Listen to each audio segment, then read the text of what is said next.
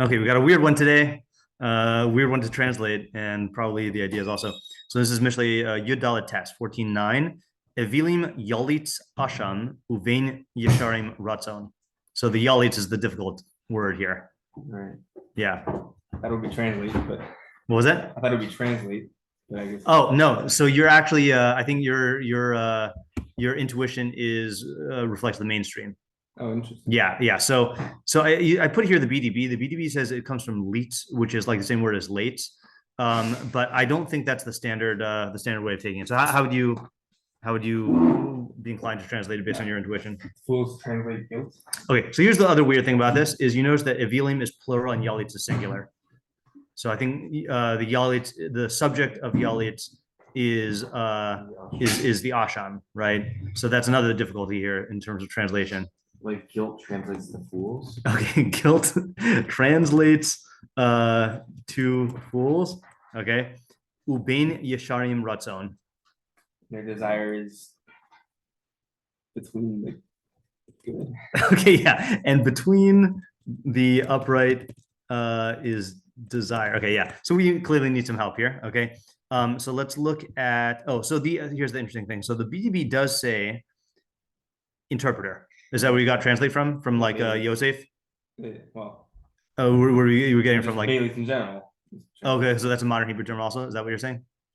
Yeah. Okay, right. Yeah, but also I literally only know the case of Yosef for Meleits. I think in like one of the at the slichos or like. Oh yeah, like a Meleit Yosher. Yeah. But that's not a translator though. That's something else because that's the primary intuition. No, fine. Well, how would you? I mean, what's Meleit Yosher? Advocate, yeah, advocate or intercessor. Okay, right, yeah. So not like translating language, but okay. So the Metzudas David, Metzudas Zion says that Yalit is milashon melitza, which is very odd. What is melitza? Advice. Do you have a specific example in mind? Okay, I don't have any. I've never seen it used that way, right? At least I can't think of one where it's used that way. This is, by the way, in the opening of Mishlei, in pasuk 6, I think. Let's see. Yeah, it could be. So Mishlei Shlomo ben Melech Yisrael Ladas Kach Musar Lahavim Revina Lakachas Musar Haskel Tzedek Mishpat Misharim Lasis L'Psaim Arma Lenarna Das Muzim Yishma Chacham Yosef Lekach Navin Tagluzigane Lahavin Mashal Umelitza Divrei Chachamim Bechidosan. Yeah, so it's a word that means like an enigmatic or like also a poetic I think the Rishonim use this a lot, like I'm trying, there's a catchphrase that they use.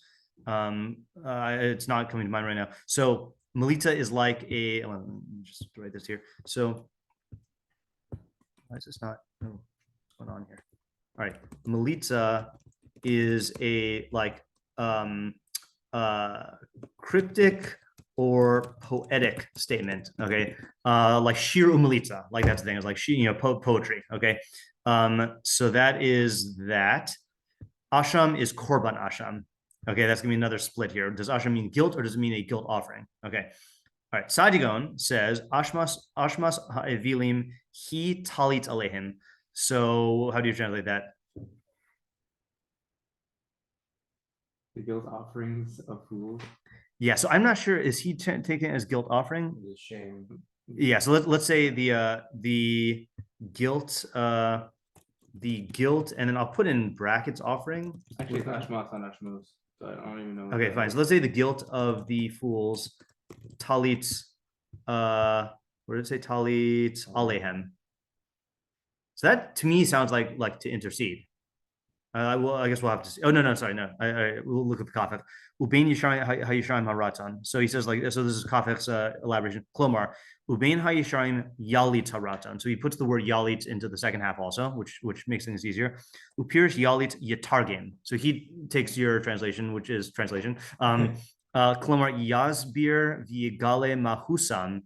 It explains and reveals their essence. Kamo ki hamelit benosam in Bereshis 42:23 and little Torah advertising. I don't know how new this is. So the Sadigon's translation of the Chumash into Arabic is called the Tafsir. And Al-Torah now has the tafsir in original Arabic and the tafsir translated back into Hebrew. So the Haim this is by Yosef, Haim lo hayu mudaim ki Yosef mevin ezeh ki hu hamid mitargim beinehem. So he translates melit as mitargim.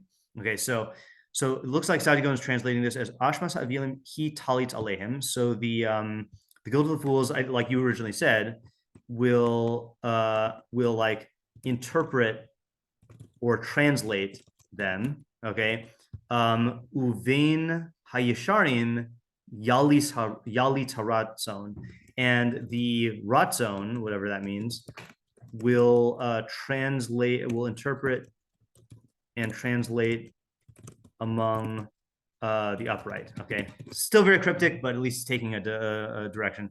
Okay, Targum I did not really look into so much. Ksile matlin becheta uvenas tritze reusa. So the second half is a straight translation. I think matlin is matli are mashalim. Okay, so I think it's like using it as lashon of mashal, but I could be mistaken. I'm not going to look into it. We've got enough on our plate. Okay, Malvim says eveelim and yesharim. This is in his Biur Milos. Hayashar hu shelibo yashar b'darchei habina v'zeh hafaf ha'evil hamistatek. So I mentioned this before that the Malvin learns evil to come from ulai, which is a skeptic or someone who like doubts received principles. So he's saying yashar is the opposite, which is his mind is straight in the ways of bina. So he sounds like he's taking yashar as an intellectual quality, not a moral quality. Umilas yalit nimshach l'shtayim. So he also says yalit applies to both halves. V'chein milas bain nimshach gam lamala. So he says bain also goes for the first half. So in other words, he's saying yalits should be injected into the second half, and bain should be injected into the first half. So eveelim yalits bain asham, I guess. Uvein yesharim yalits ratzon. Okay. So what does he say? And then he says v'geter milas asham shemakir shehu chayev onesh. So he's saying asham means guilt, not guilt offering, is that he recognizes that he is liable for punishment. Okay, fine. All right, so let me just make notes of that here. So Malbim says that so Yashar equals someone whose mind is straight in the ways of Bina. I don't know why I didn't. Okay, Bina.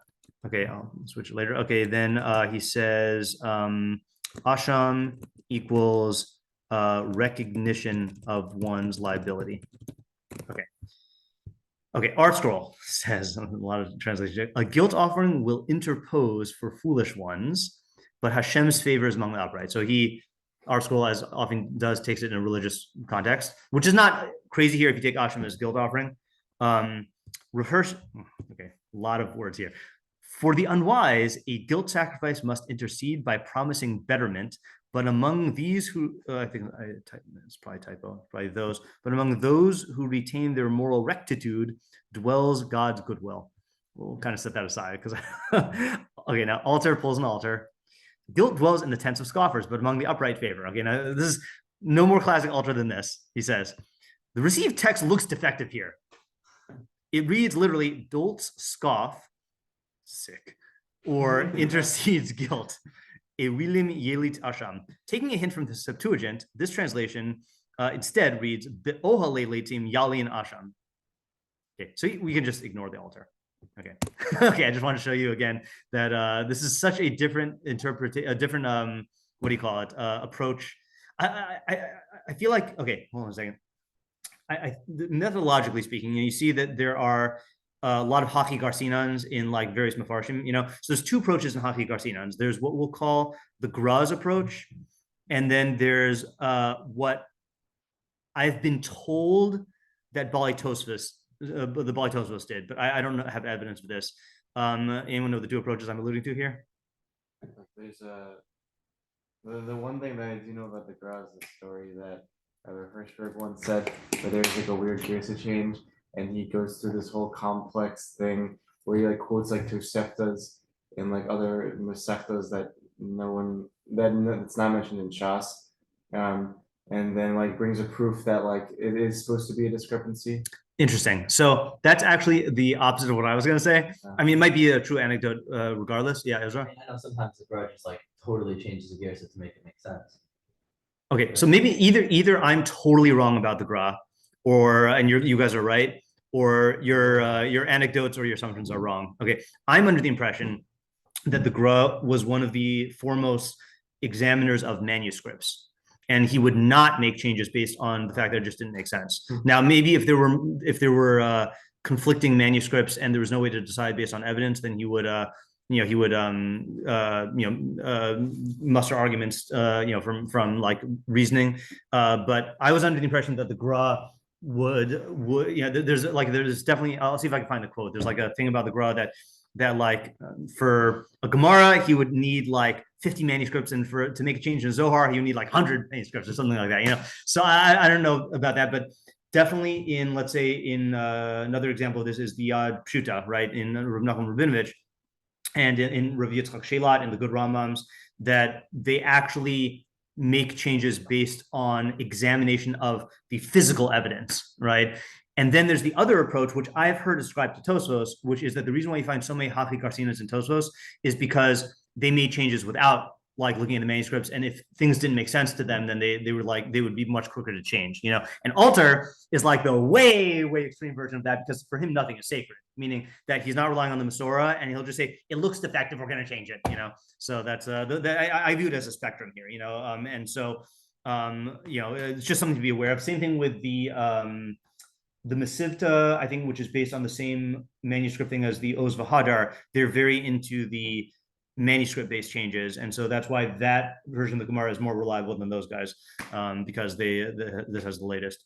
Okay, so let's just put let's actually make several translations here, just so we can number them and then refer to them in an easier way. Okay, so let's go here with, let's go translation 1.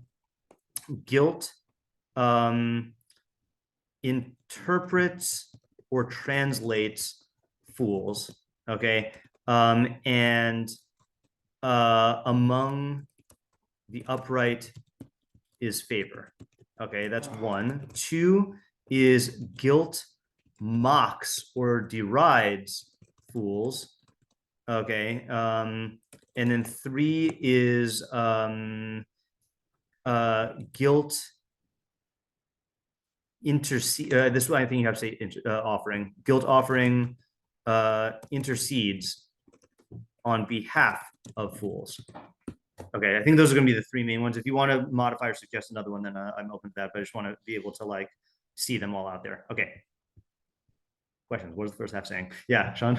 Yeah, if we're taking the first and second approach. Oh, sorry. Just before I forget, just one more is the Metzudos, which is guilt embellishes fools, right? Like Melitza. Yeah. Okay, so for 1, 2, and 4, then. Okay. In what way is guilt and Ratzon opposite? Yeah. Okay. You know what I'm going to do? I think you are correct in grouping these together, especially because guilt offerings may be different. Okay. So in what way are according to 1 through 3, in what way are, you said guilt and Ratzon opposite? Yeah. Are Asham and Ratzon opposite? Why is that not work before? Also, it's an opposite. I feel like 4 is more obvious, because if you're bringing a guilt offering, then that's when you deviate from Ratzon. Yeah. You change Ritzor. Yeah. What was that? You're saying Ritzor. Yeah, right. Yeah. That's true. Yeah. So I'll say this, especially according to 1 through 3. Yeah, Isaac. What is an eveelim in this context? Okay. Yeah. What is the definition of eveelim in this context? Yeah, Sean. Yeah. What is the relationship between guilt and the eveelim and Ratzon and the? Okay. Yeah. All right. So that is a good broad question here. What is the relationship between the eveelim, I'll say eveelim, and the asham, and the Ratzon? Sorry, I guess the yesharim, and the Ratzon. Yeah, Moshe. I guess based on or building on that is the asham, are the eveelim bringing the asham, or is it just separately asham? Like I guess according to translation 4, is the Right. asham just somehow related to fools? Okay, right. So according to 4, are the eveelim bringing the asham, or is it related to them in some other way? Yeah, Ezra? According to 1 through 3, how exactly is guilt acting here? Yeah. According to 1 through 3, how is asham acting? Yeah, Isaac? So this is a minor question, but why are eveelim and yesharim plural? Yeah, you know what's funny about that? I was thinking about that question. The usual form of the question is why is one half plural and the other is singular? And it's funny how here we're asking like, but you're right, it is weird. If it said eveil, then we wouldn't bat an eye. But eveil, the fact that it's plural it does seem to be significant. So why are both eveelim and yesharim plural? You know, this Hebrew the Hebrew switchy thing has gotten so worse that like I'm starting to unconsciously memorize what English letter strings correspond to. Like I know one one that I always get just because it's an actual word is when I try to type in Facebook on the browser and it's stuck in Hebrew, it says cashback. So yeah, it's weird. Okay. Yeah, what else? Yeah, Sean? Yeah, going according to number 1. Yeah. What is this interpretation / translation that's happening? Right. And for whose sake? Yeah. Okay. So I'm going to actually put that under Ezra's question here, which is specifically, okay, according to 1, what is this? Actually, no, you're right. That should be a separate question. So what? Okay. Yeah. According to 1. According to 1, what is the nature of this Tirgum?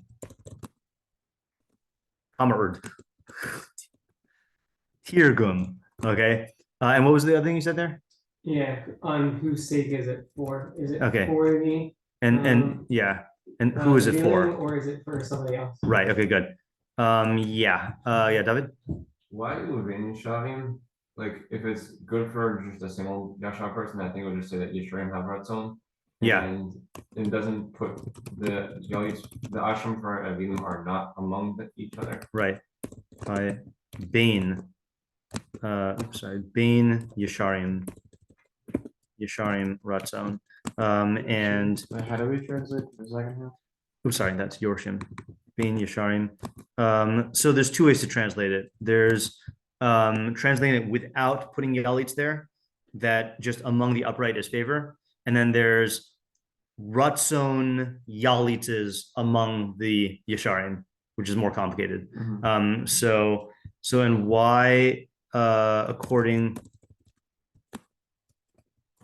to the simple reading, is there no bain in the first half? Okay. I had one question that just came up, which is eveelim yalit asham, vein yesharim ratzon. What was my question? Oh, I want to add, this is not my question, but I want to add this question here to Isaac's. And how is yashar the opposite?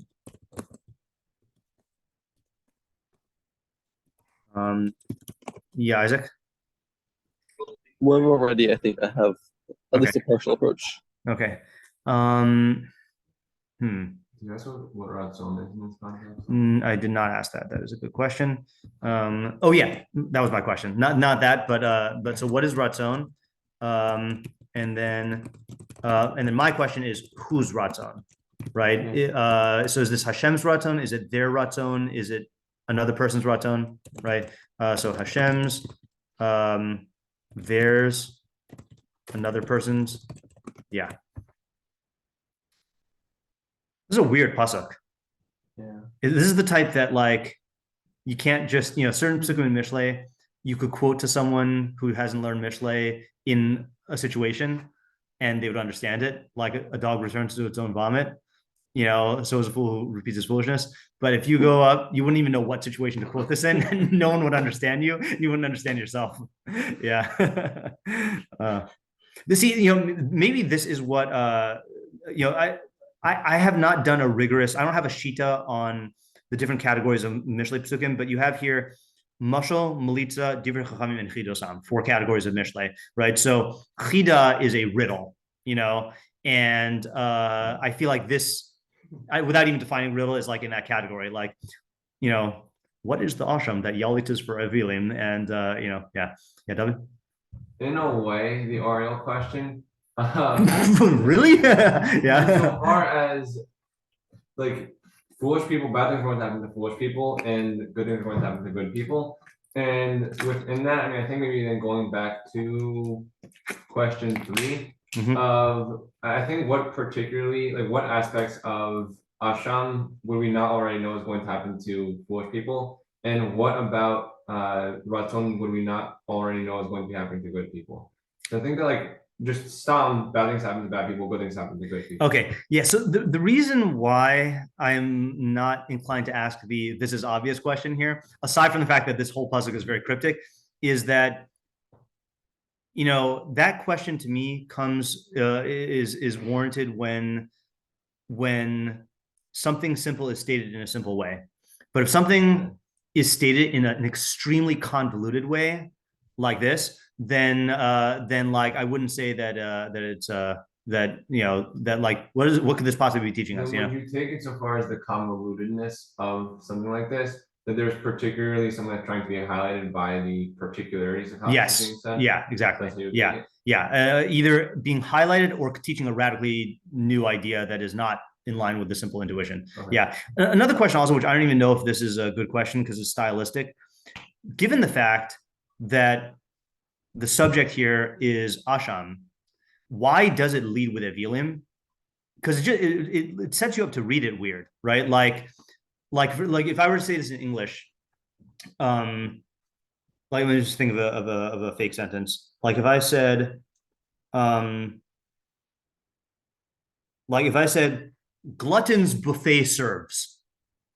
So you would get that I mean that buffets serve gluttons, but why would I say it that way? Well, I feel like this happens a lot of times in poetic Tanakh. Right, but I feel like this is why I'm calling it a stylistic question, which is that if there is a reason for that enhances a nuance of the idea, then that would be great. So I'm gonna ask this a stylistic question. Why reverse the object subject in this in the first half? Okay, right. Why not say Asham Yalitz Eveelim? And granted, in Hebrew, this is more common than in English, because the sentence I said in English, like no one talks like that. And in Hebrew, this does work, but it's normal. It is weird enough that like, because the brain does have to like adjust. When you see eveelim, you think that that's the subject. You don't think that it's the object. And then a split second later, you realize that Asham is the subject and eveelim is the object. Yeah, Ezra? I think David's question could be phrased kind of not as obvious, but what is the chiddush or the havmina? Yeah, okay. Havmina I'll accept. Yeah. So what is the hava amina? I'll accept your question for the second half. Okay. Because I think whether whoever's ratzon you say it is, then that is somewhat obvious. To be clear, I was saying a little bit of a teasy way, but I do think that there are. Yeah. Okay. Where's the havmina for both halves? Okay. Any other questions or ideas? All right, let's go with Isaac for ideas because Isaac is first, and he might have to go. Yeah. Yeah. So I'm gonna put aside the word yelits for. How convenient. No, go ahead. Yeah, that's fine. Yeah. I think it's about the way that the two different groups like interact within themselves. Yeah. That I'll say the yesharim first. The yesharim act towards each other in ways of favor, like doing nice things for each other, bechinam. Whereas the way that eveelim interact with each other is they'll wrong each other, on like a regular basis, and like it's almost like that's their mode of interaction is asham, as Okay. opposed to between yesharim is ratzon. Okay. And to pick back up the word yelitz, like this is a little more speculative, that maybe it's like, yesharim have good communication, whereas eveelim, it's just a like they need this to like interpret between them, Okay. Hold on a second. I like this approach. And I think you open up a new methodology move, which I will articulate in a second. So the way eveelim interact with each other. How did you say it before you commented on the yalith part for the eveelim? They interact with each other by like wronging each other. Okay, by wronging each other. Okay, and then say again what you said about the yaliths. That like they don't have normal good communication, so they kind of need the almost like the framework of wronging each other to Okay. like interpret between them.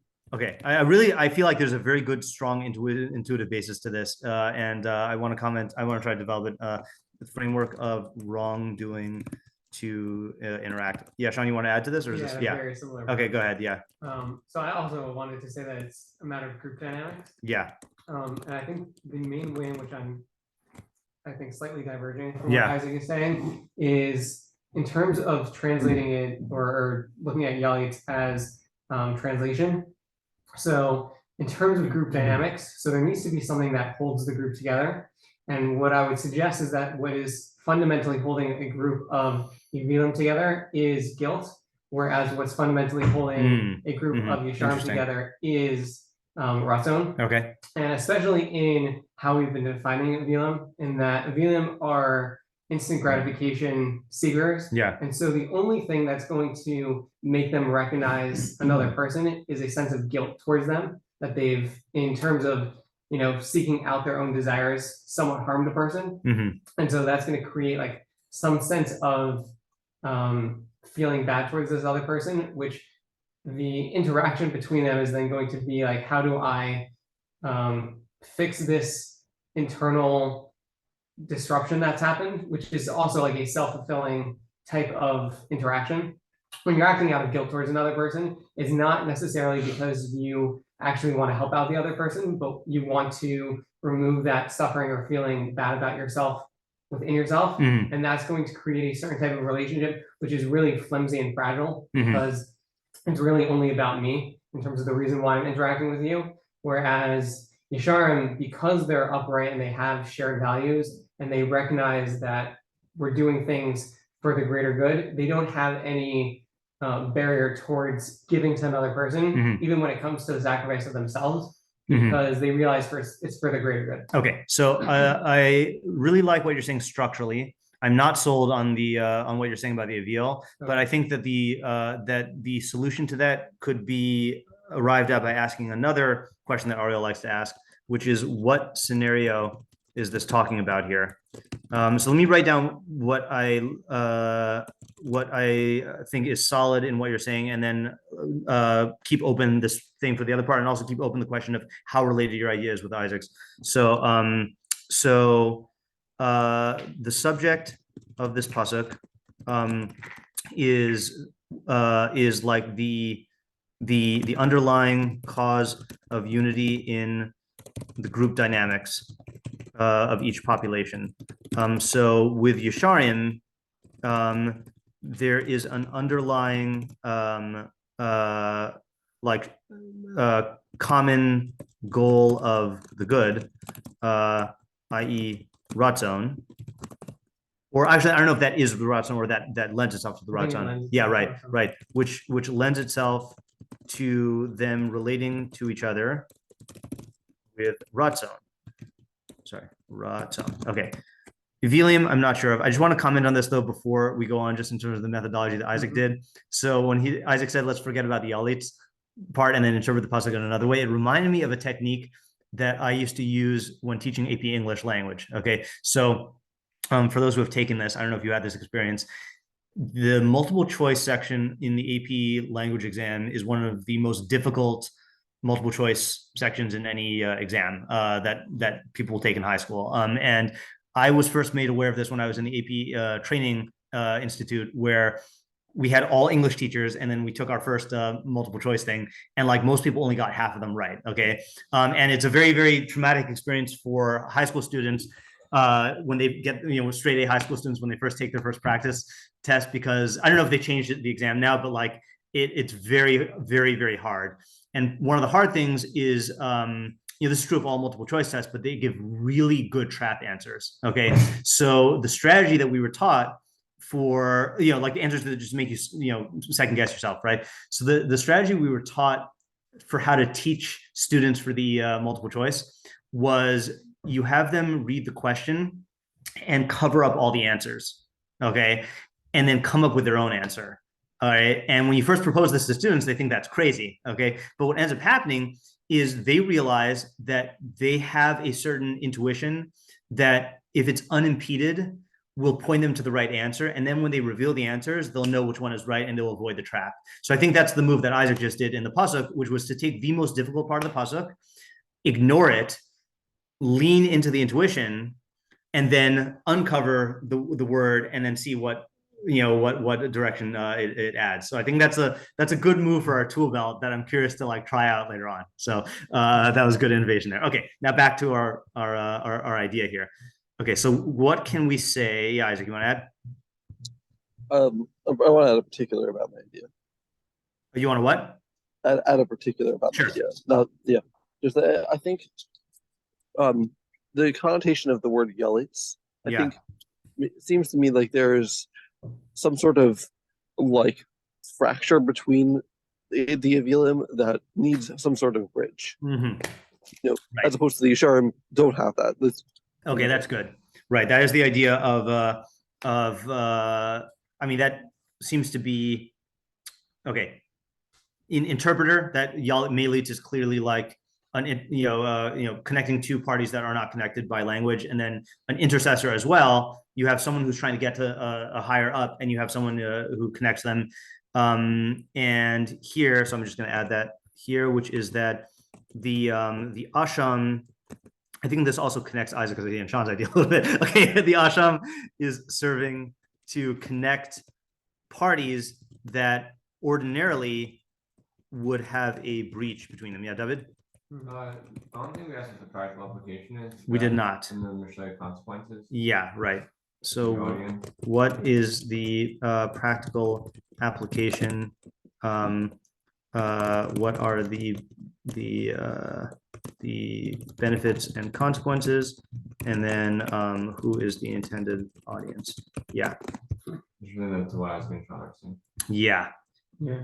In terms of fleshing out a little bit more how guilt brings people together. Oh yeah. Sorry, let me just articulate the question I had on that a little bit more. Is that given the way that you led, and we can be open to different definitions of eveil, that eveil is someone who's going to be driven by the immediate pleasure. Mm-hmm. So it may be true that they are going to have some sort of underlying sense of guilt, but I don't clearly see that is the thing that brings them together.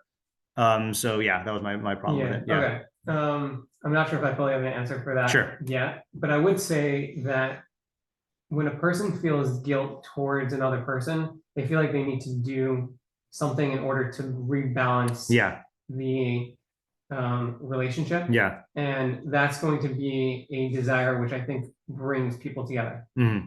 And so that's how I was viewing guilt within the relationship to interpreter, that it's something that is, guilt is a force that pushes you to reconcile and interact with the other person, and that's going to bring the two people. So now I have two more problems. Okay, which is I'm not challenging what you're saying, but I don't think of the eveelim primarily as people who wrong each other, even though they can, given their personality. So that's so my question would be what is prompting us to focus on this quality of the eveil? And I think that actually takes a step that's a problem, but that also takes a step towards saying like, what is the scenario or like the subject? I'm going to say, what is the subject? And then the other thing is, I'm not convinced that the eveeil is going to necessarily want to repair the relationship with another eveeil. Why not? Because the primary thing is going to be trying to get pleasure out of this. Yeah, and Yeah. I'm saying that it's not the repairing the relationship that's really driving him. It's the fact that he has a feeling of guilt that he wants to get rid of, right? When you have a guilty conscience, so then you'll do certain things, but it's not a genuine desire towards the relationship. It might look like the person is actually trying to create and repair a relationship. Yeah. But in reality, these two people are really not related because they're both trying to satisfy their own guilt and not actually. Okay, so that's that for me, I think, is the consequence. So it looks like these groups are reacting and trying to repair relationships amongst themselves. Yeah. But they're really not. Okay, They're all right. just So, entirely self-focused. okay, so you know what? I think this now is a full idea, and I have a real world example. What the other question I was going to ask you, which I answered in my mind when I heard you, is I need a real world example to anchor this in. So I am brought to Pirkei Avos. Is it 1:7? Isaac? 1:7? Yes. No. 1:6. Okay. Yeshua ben Parachia v'nitar Arbeli kiblu mehem Yeshua ben Parachia Omer aseh lecha rag uknei lecha chaver v'hevidanes kol anum l'kav zchus. So this is the famous Rambam on friendship, okay, which everyone should do many times. But in the course of this Rambam, he says,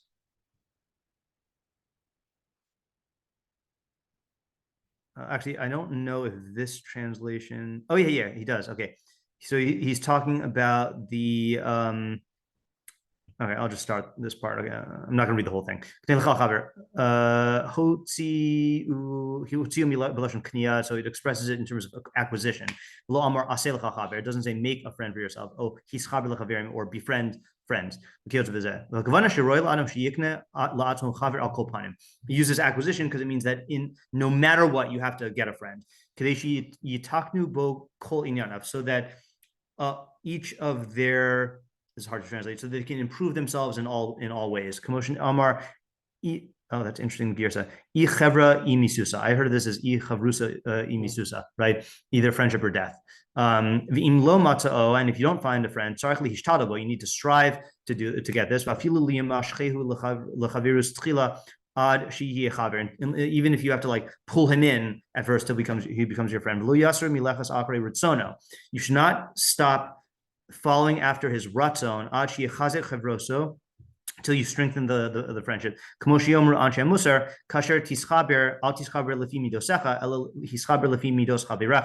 says when you make a friend, or when you're trying to become a friend, do not make the friendship based on your own midos. Make the friendship based on the midah of your friend. Meaning midah here, meaning like the emotions and the psyche of your friend, or the qualities. Because here's the line I wanted to get to.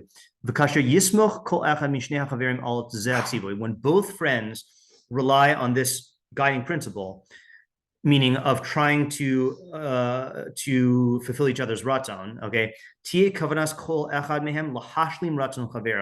the intent of each one of them will be to satisfy or to complete the ratzon of his friend. And then they'll both have one thing that they're trying to do in terms of their intention. Tov ma'amar Aristo. How good is the statement of Aristotle? Hachaver. Okay, I think there's a lot of controversy on how to translate this. So I'm not going to try to translate it because it's going to waste time right now. Yeah, so that's like what Sean is describing, is that you are striving to fulfill the ratzon of your chaver. Okay, now let's compare that to the eveelim, and here's the real example that made it click for me, is take a bad superficial relationship, okay, where the guy is only with this girl because of the pleasure that he gets, and she's only with him because of the pleasure that she gets. So it's gonna be this like never-ending dance of like, I take advantage of you in a way that like harms you, okay, and then either because I feel guilty, but more likely because I want to sustain the pleasure, the source of pleasure, I appease you. But I'm not appeasing you because I want to wrong the right that I did, to right the wrong that I did, in terms of like for kavod habrios, or like mending our relationship, or like for the sake of your well-being. I just want to like get rid of the problem so that I can get my pleasure fix again, and each of them is doing this. And that's the thing that's binding them together, is like any of the wrong. So it like you said, it looks from the outside like they're actually caring about each other because they are repairing the wrongs. But what they're really doing is they're just trying to like get the pleasure machine to spit out pleasure things again. Yeah. Okay. So let me just get this down so that I can remember for tomorrow. Okay. So this is, I'm just going to write this as like along these lines, because I don't exactly know who's whatever. Okay, somehow both of these days. Okay, so the yesharim genuinely want to help each other, and will seek to fulfill each other's ratzon. Okay. In contrast, relationships between eveelim are, I can't type today. Eveelim are based on selfish, immediate gratification. And although it might seem like they're trying to repair relationships and right wrongdoings, all they're doing is trying to like restore their source of pleasure, and this can't last because it is inherently like short-sighted in an immediate pleasure, in immediate gratification way. And what I mean by that is that like eventually the relationship is going to fracture because you're not actually looking out for the other person, so at some point, if a person feels used enough or abused enough, they're going to sever the relationship, and there was nothing really fundamental holding it together anyway. If you genuinely looked out for the other person's well-being, then that might be the like, if you have both elements, like let's say you genuinely care about this person, but there's some element of selfish gratification in your relationship, the fact that you genuinely care about them could hold the relationship together. But with eveelim, it's not going to happen like that. Yeah, Ezra? Have a different approach? Sure. And then I do have to go right on time today. So yeah. Okay. Sorry, David. Yeah. It's in line with the second one, I think, and the Rambam's understanding of an eveelim and yesharim. Okay. I think. Yeah. Which is that I think it's talking about a person's like own psyche. Yeah. And the fact that if he starts being an eveelim and sort of just questioning things and like going off the path, then besides for all the other problems, it's going to lead him to a lot of guilt, and the guilt is going to plague him, and he's just going to be very uncomfortable in his position. As opposed to someone who's a yashar and follows the proper way of thinking. Yeah. He's two things. First of all, he's not going to do things which will cause him to be guilty. Right. But also, he just won't like be plagued by guilt, even if he were, like he wouldn't fall into that trap. Okay, I really like that idea. I'm curious. It makes me curious what the mom was going to say. David, we'll have time for you. So Ezra says that so this is in line with the Malbim, is when the eveelim starts to go off the derech, he'll be burdened with guilt, and that guilt is going to what did the Malbim say for yalitz? Did he say anything for yalitz? He didn't translate yalitz, right? How are you understanding yalitz? I think you go a couple ways. The second one, mocks and derides. It'll just basically, it'll like be like a voice in his head of just always like making him feel bad. So I had a different take on what you were saying, but that's also fine. It's going to mock or deride, and that will push him further, right? Push him further, and also just make him unhappy. Okay, right. Further off the path and make him unhappier. Okay. Alternatively, I was going to say that the guilt will be the thing. The guilt will be the lens through which he interprets everything. All right. In other words, like let's say like he feels guilty about like denying something in Torah or like violating halacha. That guilt will drive him to, let's say, like, I mean, you see this happen all the time with like like, that's going to cause him to look down on some other thing or to find ungenerous interpretations in order to like justify his position even more. All right. Whereas the yashar is the opposite. Yesharim are opposite. Yeah, David, what do you want to say? Okay, I think actually somewhat similar, but shifting the subject a little bit. Yeah. To how these two different personalities respond to doing something wrong. Okay. That the eveelim is going to try to either not feel guilty about it, something like that, and it's going to then, I also think, push himself further in that bad direction versus yesharim, that they'll respond to it as this is like something I did wrong, something I can learn from, something I can improve upon, and also be something that they'll work with other people.